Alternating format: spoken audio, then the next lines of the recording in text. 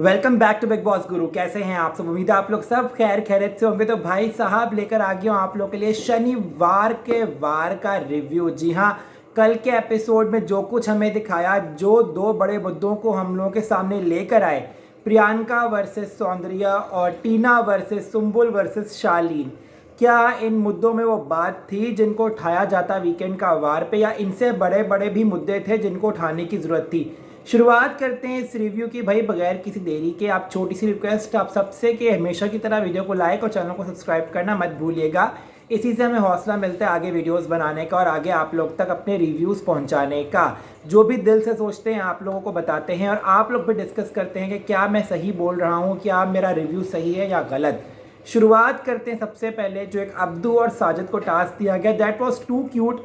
और अब्दू ने वो टास्क बहुत अच्छे से किया और मुझे बहुत ही क्यूट लगा कि यार अब्दू को इतनी इंपॉर्टेंस मिल रही है सलमान खान के द्वारा, मेकर्स के द्वारा, क्योंकि Abdu is the only positive person in the house जिसको देखने में मज़ा आता है, जिसको देख के दिल खुश हो जाता है। मतलब अगर मैं अपनी आप लोगों को बात बताऊं तो शुरू से लेके अब तक मुझे जिसको देखने में इंटरेस्ट है ना, वो सिर्फ अब्दू रोज़िक है। क्योंकि अब्दू रोज़िक सारा कंटेंट लेके जा रहा है घर का। ना ही वो लड़ता है, ना ही वो चुगली करता है, ना ही वो कोई बुरी बातें करता है, ना ही वो एक्स्ट्रा ड्रामा क्रिएट करता है। उसकी सिर्फ एक presence he talk of the town बन जाती है और यही चीज़ मेकर्स अच्छे तरीके से जानते हैं और उसको कैश कर रहे हैं। तो अब्दू रोज़िक का जितना भी पार्ट था कल के एपिसोड में, दैट वाज टू क्यूट और अब्दू रोज़िक लग बहुत प्यारा रहा था। लेकिन सारी की सारी डिस्कस जो ये हम ड्रेसिंग की करते हैं, ये हम करेंगे best and worst dress celebrity की वीडियो में। इस वीडियो में हम डिस्कस करते हैं जो पहला मेन मुद्दा था, वो है प्रियंका वर्सेस सौंदर्या। जहाँ तक मेरी एनालिसिस है, जहाँ तक मुझे लग रहा है कि बिग बॉस ये चाहते हैं कि जो प्रियंका है वो बहुत कैपेबल है अपना स्टैंड लेने के लिए, अपनी लड़ाई खुद लड़ने के लिए। उसके जो वोकल्स हैं बहुत क्लियर हैं, वो अपनी बात रखना जानती है। लेकिन जो उसके अपोजिट निम्रत है वो प्रियंका को अवॉइड करती है, वो प्रियंका से दो कदम पीछे रहती है। वो फाइट पुटअप्स नहीं करती अननेसेसरी प्रियंका के साथ कि उसको लड़ना पड़े, क्योंकि मुझे पता लग गया है कि निम्रत प्रियंका से घबराती है, उससे बहस होने से घबराती है। प्रियंका का वो इतना वोकली जवाब सही नहीं दे पाती, जो मैंने नोटिस किया है कि निम्रत कहीं ना कहीं बैकफुट पे रहती है। तो बिग बॉस चाहता है कि प्रियंका अपने टारगेट्स और भी बनाए और भी सेट करे, ताकि प्रियंका की जो फुल ऑन कैपेबिलिटी है वो निकल के ऑडियंस के सामने आए। ये हमें अच्छे से पता है कि प्रियंका जब बोलने पे आती है, जब अपना माइंड पुट ऑन करती है, अपना माइंड सबके सामने रखती है, तो प्रियंका बहुत ही सही शब्दों में अपने लफ्ज़ों का प्रयोग करती है, जो कि हम लोगों को नज़र आता है, दिखता है स्क्रीन पे कि वो जो दिल में है वो मुंह पे है, वो कुछ भी भेदभाव नहीं रखती। तो ये बात सौंदर्या की बताना इसलिए भी ज़रूरी था कि प्रियंका को पता लगे कि Nimrat is not only the one person जो आपके अगेंस्ट है, आपके अगेंस्ट पूरा घर है। You should be alone versus all. हमने ये देखा है रुबीना दिलेक के साथ हुआ था कि वो शुरू में अकेली बंदी थी जो खड़ी थी सबके अगेंस्ट और वो बंदी ट्रॉफी लेके गई। यही हमें झलक दिखती है प्रियंका में कि वो अकेली बंदी खड़ी हुई है, लेकिन जो उसके अपोजिट खड़ा हुआ है वो इतना स्ट्रॉन्ग कंटेस्टेंट नहीं है। तो बिग बॉस चाह रहा है कि प्रियंका खुल के सामने आए, तो उसके लिए टारगेट सेट कर दिए। अब बात मैं करता हूँ कि क्या सौंदर्या की वो बात सही थी या गलत थी। जहाँ तक बात की जाए, जिस कॉन्टेक्स्ट में वो बात की गई थी वो इतना कोई हैवी कॉन्टेक्स्ट नहीं था कि वो इतनी कोई बड़ी बात हो जाए। और सौंदर्या, निम्रत और गौतम ने वो चिलिंग तरीके से वो बात कर दी थी, बट वो सौंदर्या इतने कोई बुरे वे में नहीं बोला था सौंदर्या ने, ये तो मैं बात बोलूँगा। लेकिन जो उससे बात बोली थी वो कोई सही बात भी नहीं थी, टू बी ऑनेस्ट। अगर तो प्रियंका को ये बात बुरी लगी है, मेरा जहाँ तक पर्सनल ख्याल है कि अंकित को भी उतनी ही बुरी लगनी चाहिए थी। और अंकित मुझे इतना कोई रिएक्ट करता हुआ दिखाई नहीं दिया। मुझे प्रियंका का रिएक्शन यहाँ लगा, अंकित का यहाँ लगा। जबकि अंकित की माँ के बारे में बात हुई थी, अंकित को कुछ ना कुछ स्टैंड लेना चाहिए था, उसको बोलना चाहिए था। वो सिर्फ लड़ाइयाँ छुड़वाता हुआ नजर आया मुझे। तो ये थोड़ा डिसअपॉइंटिंग था मेरे लिए कि यार अपने घर वालों के लिए स्टैंड ले लो। अगर आप प्रियंका के लिए नहीं ले रहे, अपनी माँ के लिए स्टैंड लो और सौंदर्या को वहाँ पे शटअप कॉल दो। लेकिन अंकित हमें भड़कता हुआ दिखाई नहीं दिया। ये बहुत डिसअपॉइंटिंग था मेरे लिए देखना कि एटलीस्ट आप कुछ तो बोलो उस मुद्दे में, कहीं तो आप नजर आओ, कहीं तो दिखो। लेकिन अंकित ने वहाँ पे भी चुप्पी इख्तियार की। जहाँ पे वो थोड़ा बहुत फटने लगा, वहाँ पे मेकर्स ने गेस्ट एंट्री करा दी परिणीति की और अंकित वहाँ पे चुप हो गया। तो ये मुझे बहुत ही ऑफ सीन लगा कि यार अंकित को एटलीस्ट कुछ बोलना चाहिए था, क्योंकि उसकी फैमिली तक वो बात आ गई थी और अंकित को वो क्लैरिटी करनी चाहिए थी सौंदर्या के साथ। अब बात करते हैं जो प्रियंका का रोना था वो जस्टिफाइड था। यस एब्सोल्युटली, कभी भी एक लड़की के लिए ऐसी कोई बात अगर की जाती है तो बहुत ही बुरे वे में ली जाती है इंडियन कल्चर में, हमारे कल्चर में, क्योंकि कहीं पे भी लड़कियों की शादी होती है तो वो ये कभी भी एक्सेप्ट नहीं करते, क्योंकि ससुराल वाले जो हैं इस तरह से बातें करें कि यार इसके बारे में तो उसने ये बात की थी कि घर जाते ही ना सास को मार देगी या सास गला दबा के मर जाएगी। तो ये बहुत ही एक वियर्ड बात थी।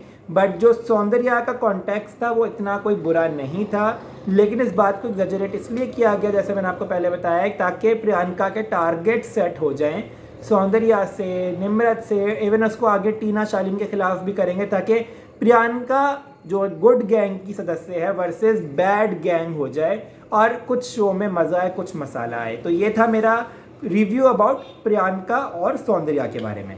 अब हम लोग बात करते हैं जो घर में एक बहुत बड़ा मुद्दा क्रिएट हुआ, वो था सुम्बुल वर्सेस टीना वर्सेस शालीन। और इसको प्रेजेंट करने के लिए सुम्बुल के पापा को बुलाया गया, जो कि मुझे बहुत ही इलॉजिकल लगा, क्योंकि सुम्बुल के पापा ने आके शालीन और टीना की बजा के रख दी, और गौतम और शिव और अर्चना और एक और बंदा था वहाँ पे अंकित, उसकी तारीफ करके चले गए। वो बनती थी क्योंकि इन चारों ने जेन्युइनली सुम्बुल का साथ दिया है। लेकिन मेरी दिमाग में बात है या एक मेरे दिल में बात है कि जब आपकी बेटी खुद समझना नहीं चाह रही तो आप 10 लोग भी आके उसको समझा लो, उसको कुछ समझ नहीं आएगा। वो 4 लोग उसको पिछले 2 हफ्ते समझा रहे हैं, ठीक है, उसको समझ में नहीं आ रही है। शालीन और टीना उसके मुंह पे बेइज्जती कर रहे हैं, उसको वो भी समझ में नहीं आ रही है। आज उसके पापा आके उसको सब कुछ बता के एग्जैक्टली चले गए। मैं आपको बता रहा हूँ उसने 10 दिन बाद फिर से वहाँ पे जाके चिपकना है उनके पीछे। अंकल जी को चाहिए था उन दोनों को बोलने के बजाय सबसे पहले अपनी बेटी को बोलते कि तुम ये क्या हरकतें कर रही हो। हमने शुरू में देखा था कि शालीन उसमें इंटरेस्ट नहीं ले रहा, ये काफ़ी ज़्यादा एविडेंट था। सुम्बुल ही चिपक रही है, सुम्बुल ही गोदी में जंपे मार रही है, हाथ पकड़ रही है। ऑब्वियस सी बात है, अगर आप लड़का डायरेक्टली मना नहीं करेगा, क्योंकि उसको ये पता है कि अगली लड़की टीवी पे आ रही है, अगर मैं उसको इस तरह से बोलूँगा तो उसका पूरा इमेज खराब हो जाएगा। लेकिन उसने कहीं ना कहीं अपने जेस्चर से शालीन ने उसको पीछे करने की कोशिश की है। टीना के साथ वो क्लोज इसलिए हुआ है और एविडेंटली क्लोज इसलिए हुआ है ताकि वो सुम्बुल को दिख सके कि देखो मैं इसके क्लोज हूँ और सुम्बुल थोड़ा पीछे हो जाए, जो कि हमें दिख रही है 2-3 दिन से वो पीछे हो चुकी है। लेकिन अगर अंकल आके शुरू की बात पे शालीन और टीना को कुछ बोलेंगे तो वो मुझे कुछ ज़्यादा हजम नहीं हुआ कि अपनी बेटी को आप समझाओ, ना कि आप उस लड़के को समझा रहे हो जिससे वो चिपक रही है, ना कि वो लड़का सुम्बुल से चिपक रहा है। और जहाँ तक बात की जाए टीना की, टीना का जस्टिफाई था सुनाना कि टीना ने वो रिफ्ट क्रिएट किया जो हमें नज़र भी आया शालीन और सुम्बुल के बीच में, जिसमें शालीन कॉन्फेस तक नहीं कर पा रहा सुम्बुल से जाके कि तुम्हारी हरकतें मुझे पसंद नहीं आ रही। लेकिन मैं ये भी नहीं कह रहा कि शालीन का कोई कसूर नहीं है, क्योंकि शालीन ने इस पूरे सिनेरियो में बहुत फुटेज खाया है, बहुत उसने जो है ना सिंपैथी गेन की है ऑडियंस की नज़र से कि देखो यार मैं तो कुछ नहीं कर, लड़की मेरे पीछे भाग रही है। शालीन का ये कसूर था कि जब उसको नज़र आ गया था शुरू में ही कि यार ये लड़की मेरे पीछे पड़ रही है, तो उसको वहीं पर उसको कंट्रोल करना चाहिए था, शट अप कॉल देनी चाहिए थी, जो कि उसने बिल्कुल भी नहीं दी।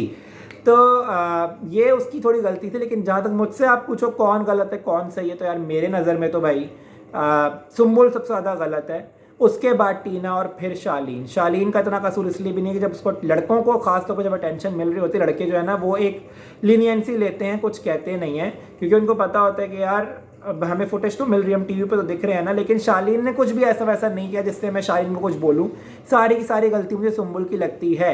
और अगर उसको आप बच्ची बना के प्रेजेंट कर रहे हो तो भाई साहब वो कोई बच्ची नहीं है। जब पहले दिन स्टेज पे आई थी, जितने बड़े बड़े दिग्गज सेलिब्रिटी आए थे उन सबसे ज़्यादा अच्छा और तेज़ बोल के वो गई है, उसमें दिमाग है। जब भी उसने इतना बड़ा शो अपने कंधों पर उठाकर चला लिया इमली, तो उसके बाद अगर आप उसको इस घर में लाके बच्चा ट्रीट करोगे, जो कि कोई भी नहीं कर रहा और उसके दिमाग में खुद ही घूमता रहता है कि सब मुझे बच्चा समझ रहे हैं, तो भाई आप हरकतें भी वैसी करो कि बड़ा समझें सब आपको। आप एक जगह लव एंगल क्रिएट करी, उछल कूद रही हो, तो आपकी स्प्लिट पर्सनैलिटी दिख रही है हम लोगों को। और टू बी ऑनेस्ट, अगर तो आप लोगों को लग रहा है कि यार ये मेकर्स ने जान के सारा कुछ किया है सुम्बुल को जिताने के लिए, तो भाई साहब सुम्बुल की personality is a confused split personality. और ये आगे आप लोग जब एपिसोड्स देखोगे तो आप लोगों को पता भी लग जाएगा बिग बॉस गुरु सही कह रहा था। सुम्बुल वो लड़की है ही नहीं जो समझ जाए, या अगर वो समझ भी गई तो अपनी गेम तबाह कर चुकी है, वो तबाह कर देगी आगे, क्योंकि उसको अभी भी कोई कंधा चाहिए खेलने के लिए। तो ये मेरा रिव्यू था कि अगर आप मुझसे पूछो कि कौन गलत है, किसके बैंड बजनी चाहिए, तो वो शालीन से ज़्यादा सुम्बुल है जिसकी बैंड बजनी चाहिए, ना कि शालीन।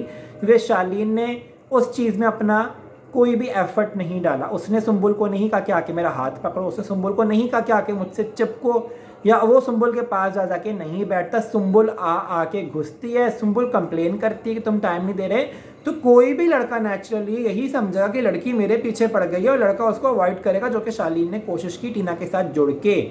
टीना की गलती ये है कि टीना ने जो है उस बात को गॉसिपिंग करके पूरे घर में फैला दिया, ना कि अपनी दोस्त से जिक्र किया। तो ये थी मेरा मेरा मेरा ये था मेरा रिव्यू, जिसमें मैंने आपको बताया किसकी गलती थी, किसी गलती मुझे नहीं लगी। तो आप लोग मुझे कमेंट करके बताइए कि आपको रिव्यू कैसा लगा, और आप लोग इस सारे मुद्दों में सौंदर्या और प्रियंका के और टीना, शालीन और सुम्बुल के मुद्दे में आप किसको सपोर्ट करें, किसको नहीं करें, आप सबके कमेंट्स का इंतजार रहेगा। वीडियो को लाइक और चैनल को सब्सक्राइब करना मत भूलिएगा। तब तक के लिए गुड बाय।